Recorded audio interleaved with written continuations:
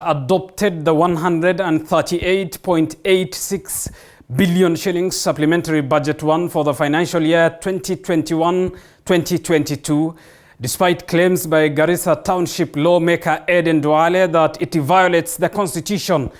Despite National Assembly Speaker Justin Muturi promising to rule on the matter and the constitutionality of the mini-budget, he allowed the House to debate and adopt the report by the House Committee on Budget and Appropriation that considered the mini-budget. Our political and parliamentary affairs reporter Elizabeth Mutuku has more. In a heated debate, MPs allied to Deputy President William Ruto alleged that the supplementary budget 1 was unconstitutional. Led by Garissa Township Member of Parliament Aden Duale, the MPs questioned the mini-budget, saying it violates Article 223 of the Constitution in terms of exceeding the 2 months within which a post-facto approval was required by the House within 2 months of the first approval. Further, Duale also noted the mini-budget introduces new projects that exceeds the 10% threshold in terms of programs as per the Public Finance Management Act (PFM). Many new projects have been introduced in this supplementary budget, contrary, Mr. Speaker, to the PFM regulation section 40 subsection 8. This provision, Mr. Speaker, if I read to the House, requires that any new policy initiative, including capital projects, can only be introduced in the annual estimates, which is supposed to come. Why should this supplementary carry new projects?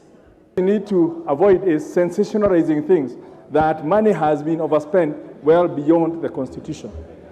And the framers of the Constitution did not say that on each line item you cannot spend more than 10% or via by more than 10%.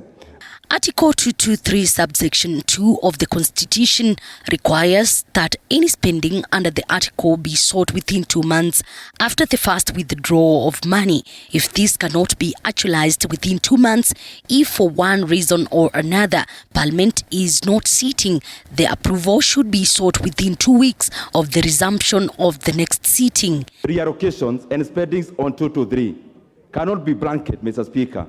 Have to be on items and especially that are unforeseen.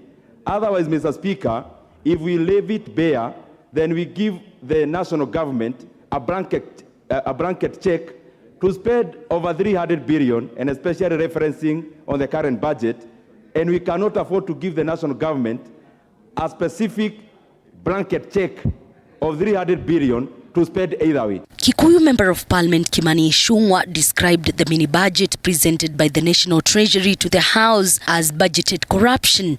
His Tharaka counterpart George Murogara describing the National Treasury's actions as an illegality. Duale listed the 2 billion shillings to the Ministry of Defence as among the expenditures that fail Article 223 of the Constitution. Choruses about corruption, well, we sanitize that corruption through the budget here.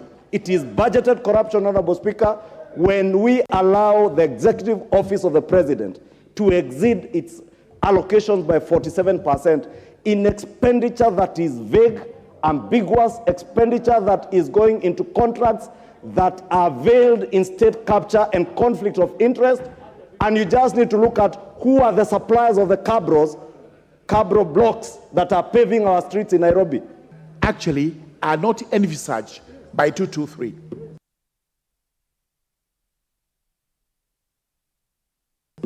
And that specifically is an illegality.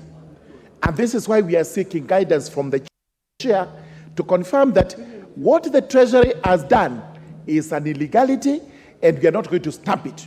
We actually declare it so because what is easy is to declare what is illegal as illegal than trying to legalize what is illegal.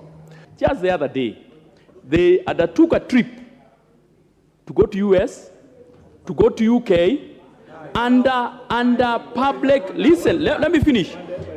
Funded, Mr. Speaker, funded by the Kenyan taxpayers' money. The same office they are now claiming, the office of the president.